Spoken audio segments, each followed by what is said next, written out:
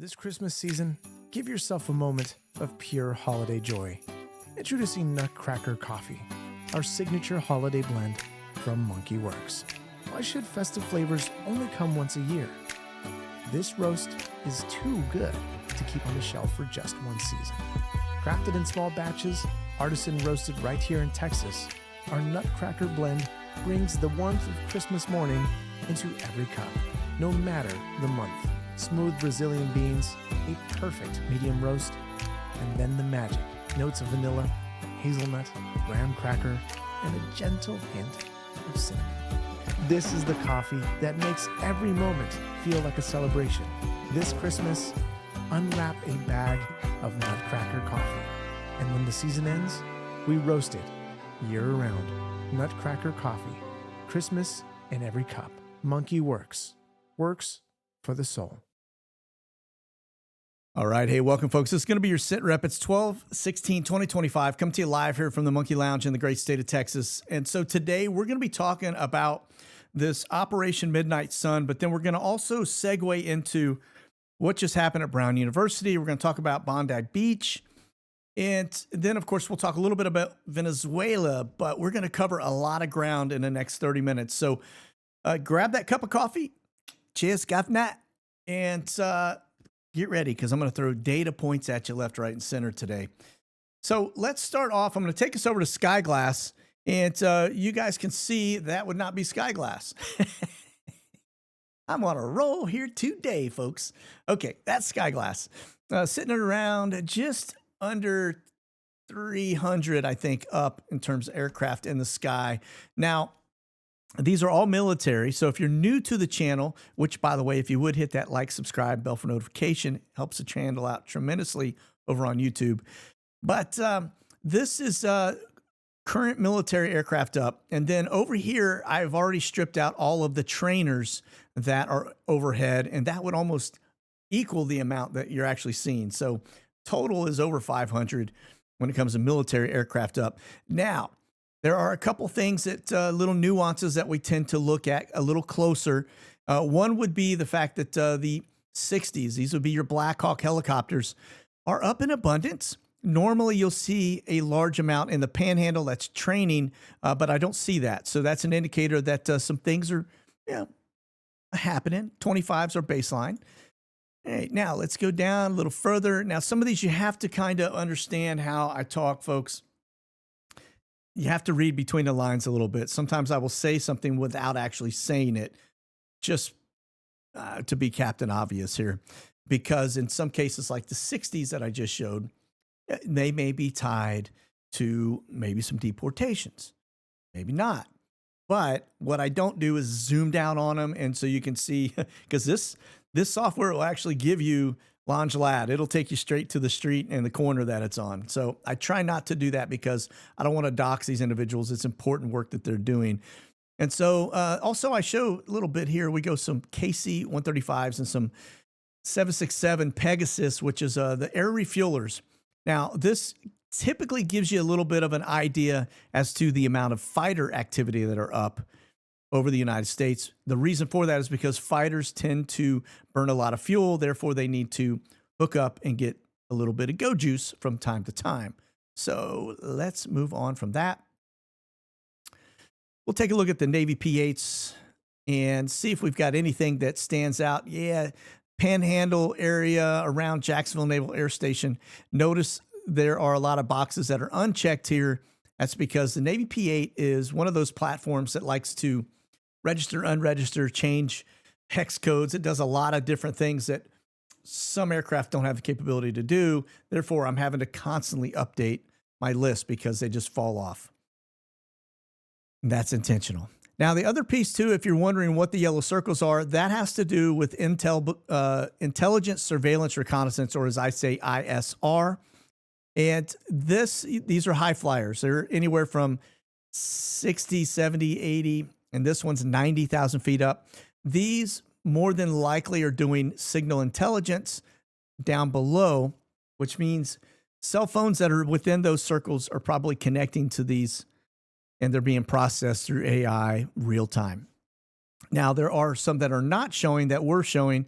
I know for an absolute fact we've got them out here in Southern California, Baja. We've got them up here in the Pacific Northwest, and we have one down here around Puerto Rico near the Caribbean.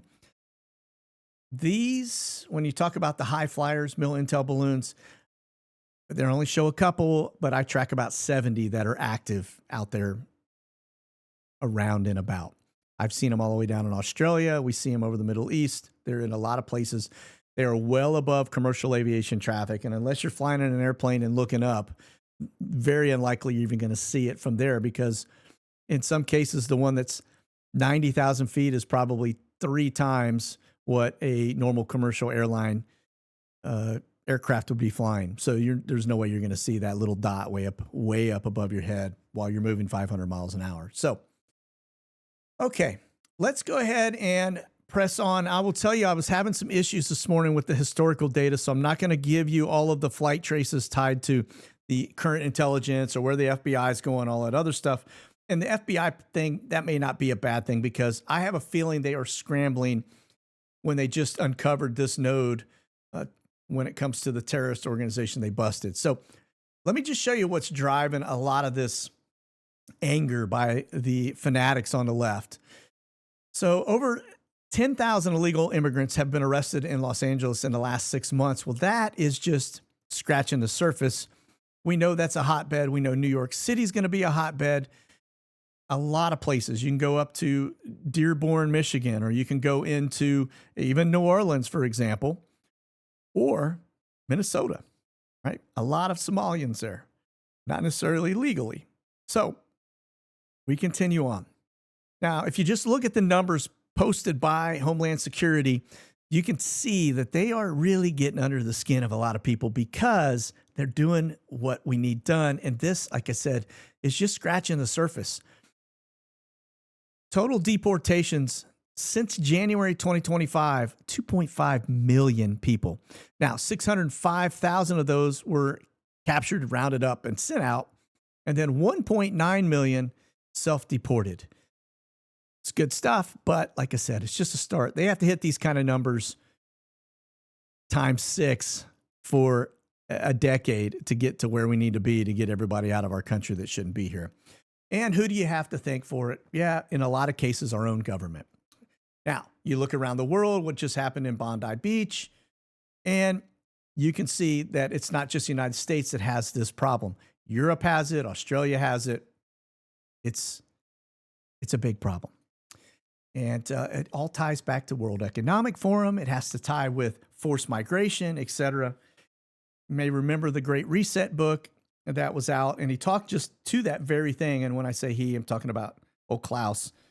He talked to the fact that one of the components was forced migration, and trying to get governments around the world to figure out how to take it on the chin, so to speak, and roll on with what they've been dealt.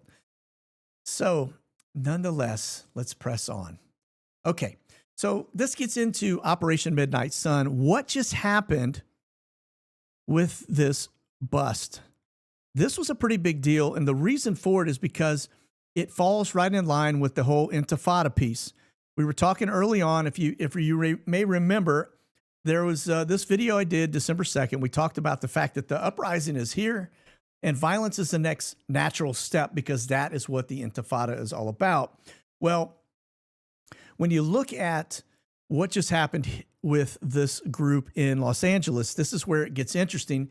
And the reason you have to pay attention, because it changes what we are accustomed to from a terrorist plot. The big thing that happens here, and the big difference, is the fact that, look, these were homegrown. These were Americans. And 3 out of the 4 were of the people that were busted were females. So that tells you things are starting to change significantly in the minds of people, and how this dynamic is something we're going to have to make adjustments to pretty quickly. Now, you get down here, it talks about they arrested 4 alleged members, and I won't name names, but you can find them pretty easily out there. But this is the thing that you pay attention to, because look at what they are doing, right? You've got literally death threats, okay? You've got these folks that are wearing full garb, and these are what are starting to take shape more and more on college campuses because that is where they are being embraced and they're showing up in force. So pay attention to that because it is a big, big game changer. Like I said, 3 out of the 4 were females, folks. You're looking at terrorists, you're thinking about guys like full beards and, that have the look, if you know what I mean. This is something you're not expecting. You're not looking at those type of individuals. Now, the other piece to this, and the reason why I said probably a good thing we're not looking at the FBI and them scrambling, because there was a 5th suspect arrested in New Orleans, or as we say, New Orleans. And what authorities are now describing as a related separate plot. Uh-oh, right? The spider web just got bigger. Now, the folks that they busted are tied to this group called Turtle Island Liberation Front. Who names a terrorist organization that? Turtle Island. But they're described in the DOJ statements as far left, anti-government, anti-capitalist, and pro-Palestinian group. And this is something you have to pay attention to because the nature of this particular thing it was an imminent threat, and it is a transition from the normal rhetoric that we see to a violent action. So they were actually putting the wheels in motion. And then it also just hones in on the homegrown extremism. What is happening, folks, right before our very eyes is this intifada is starting to take shape, and it's here. It's not, going to be here tomorrow. It's not a way that they're, trying to change the minds of college students. It is indoctrination that has been taking shape. And when you bring people that are not like-minded into our country and flood them into free university and free jobs, and give them everything that they want and need to survive in your country when they are not accustomed to our way of life, this is the outcome. All right, moving on. Let's talk about the Brown University aspect. And this is where I think things are getting a little interesting because there seems to be a very big red flag here. Now, again, I'm not pointing fingers at anybody. I'm throwing some game theories out there because I think there's some things that have been maybe not necessarily overlooked, but I always talk about oh no circle, right? Where you stop and observe and what's the obvious in terms of movement or lack thereof that stands out to us. So they had a person of interest and then they released them, and the gunman is still at large. Now there are images that keep showing very vague, very masked and covered up, etc. But here's the thing that you have to really pay attention to is that Brown University is not what you would call a soft target from a surveillance standpoint. They upgraded in 2020 with some state-of-the-art surveillance systems. And they have, check this out, they have dense CCTV coverage across campus, including academic buildings, residential zones, and perimeter access points. They have integrated card access systems for dorms and restricted facilities. And then they also have an on-site, they have their own police department. They also work hand in hand with Providence PD and other federal partners. Now, the interesting thing is, post-2020, they did all of these upgrades and brought all of their cameras into this new digital retention system with super modded equipment. So the campus isn't something that you're dealing with like a lost tape, right? It brings into question whether they can actually identify someone and if it's a decision that maybe they are choosing not to go public. Operationally speaking, it ties into a much larger picture, I believe. The reason why you see somebody stepping forward and whispering into somebody's ear as to what to say, what not to say on camera, you guys may know what I'm talking about there. Things just don't add up, okay? It's what I would say a mismatch in terms of capability versus what we're being told. Because with all of that kind of camera coverage, you can find somebody if you're really looking. Now, a couple of plausible explanations. maybe somebody has made a decision that maybe they don't want to really disclose who it is because it's someone that's tied into a protected protest designation or some type of a DEI or activist carve out. Or maybe it's in fear of how the donors react, faculty, or maybe even student backlash. Maybe it's legal exposure concerns. Something doesn't seem right. But then maybe it's something bigger than that. Maybe it's something that the feds are tying in that say, hey, this individual has foreign ties connected to a broader network, or maybe they're already under federal review. So that's just one of many different things that could be happening. And then you also wonder, okay, maybe this person just knows where the cameras are. He got masked up, hooded up, etc., and did exactly what he needed to do to stay within the blind spots. So something about all of this, just based on the amount of cameras, doesn't seem right in terms of not being able to, pinpoint an individual. Now, you may remember too that Brown University has had its own issues when it comes to Palestinian protests. From 2023 to 2025, they had a multitude of them. So is any of this interrelated? Is it tied to the Turtle Group? That I don't know, but maybe time will tell. When you see the feds out scrambling like they are, and maybe there's something to it. All right, let's move on. All right, let's transition a little bit over, but the whole takeaway from all of this activity that we continuously see is the theme is the intifada. You're starting to see it transition from the uprising, the vocal aspects, to this this violence type of approach, which is a normal transition for intifadas. So, but the reality is they're here, we're surrounded by them, and they're not just here, they're around the world. And we're probably going to see more and more of that. Now, none of that may or may not have even been remotely connected to each other in terms of individuals, but you get kind of the theme of where all of this stuff is heading, and it's not good. Okay. All right, let's talk Venezuela for a minute, because there are some things that I think are about to happen. I don't think you're going to see a giant land campaign. I think if you see something, and let me back up. Trump is not going to have Congress's blessing to take out a leader in Venezuela. He's just not. I'll be shocked if that ever happens.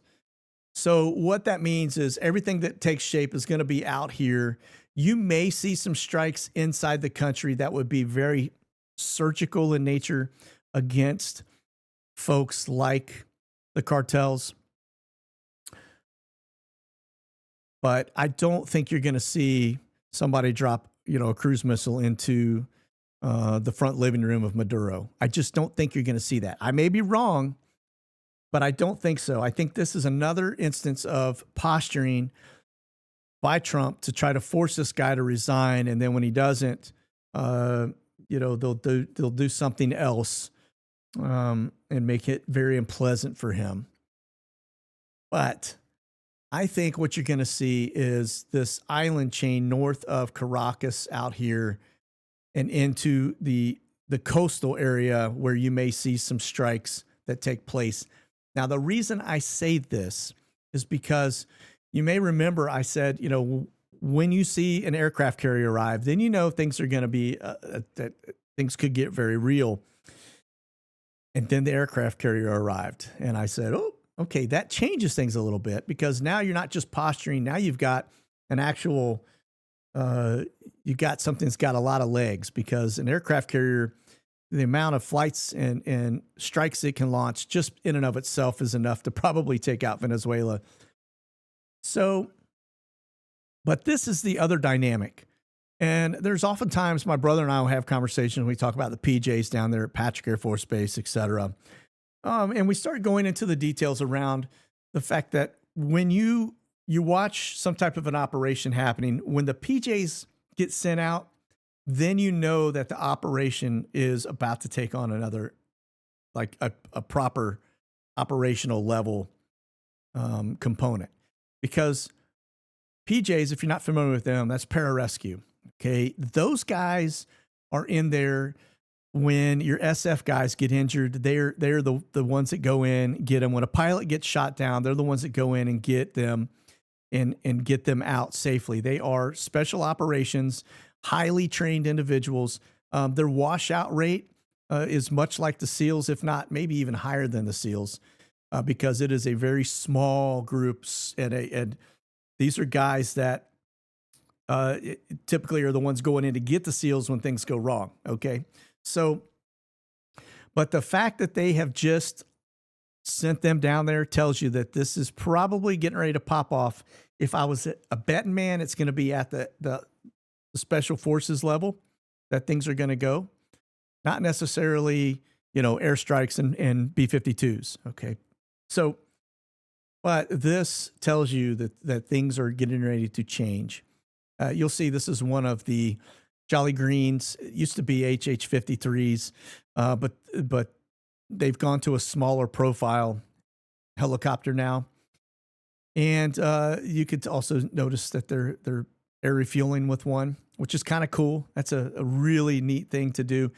When you want to talk about the SF community, if you see Blackhawks flying and they've got this refueling boom on it right here, this gray boom that sticks out front, that's your indicator when you start to see those type of helicopters that you're seeing somebody tied to the SF community. That's usually the big indicator, is that boom right there. All right.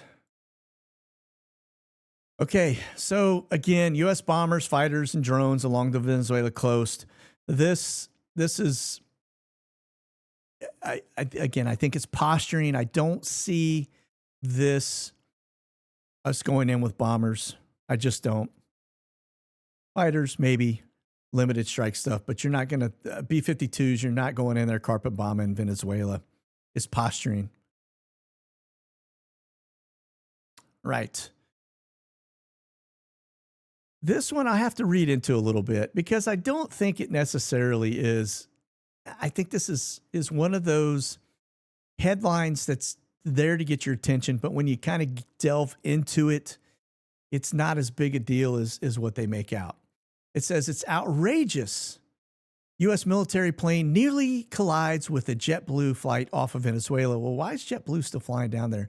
But the interesting thing is, it says we almost had a midair collision. It's a JetBlue pilot on the recording. They flew directly through our flight path, and they don't have their transponders on, because it's a military operation environment. It's outrageous. That's why I can't hardly track them when they're down there, because that's intentional. They're not going to show their location. So it was an air-to-air refueler from the Air Force at our altitude, and we had to stop climbing. So they were climbing out, and they see this refueler zinging across. Now, mind you, air refuelers are typically around 25,000 feet. So more than likely, this was not a big deal, but they're making it to be a big deal. The interesting piece, and here's your big takeaway, is it says that they were anywhere from 2 to 5 miles in separation. Now, that's a pretty big distance. Granted, if you're both heading in opposite directions, 2 miles can click by pretty quickly because of the air speeds involved. But depending on how it was, I think this is somebody trying to make a big deal out of something that is not. It may just be a JetBlue pilot that just doesn't want to fly that route because he's afraid he's going to get shot down. And so he's making a big stink so that the airlines stop flying jets down there. You have to kind of read between the lines here. So, all right. Well, listen, folks, that is going to do it for our SITREP today. Keep that head on a swivel. This stuff with the Intifada piece is a very big deal. And we need to be, keeping our eyes and ears open, especially this time of season, at our surroundings, and make sure that if you go somewhere, have a plan. I'm not trying to scare you. At the end of the day, it's faith over fear. And remember, And I'm just a spoiler alert for you. God wins. So that's it. You guys be safe out there. God bless. Monkey out.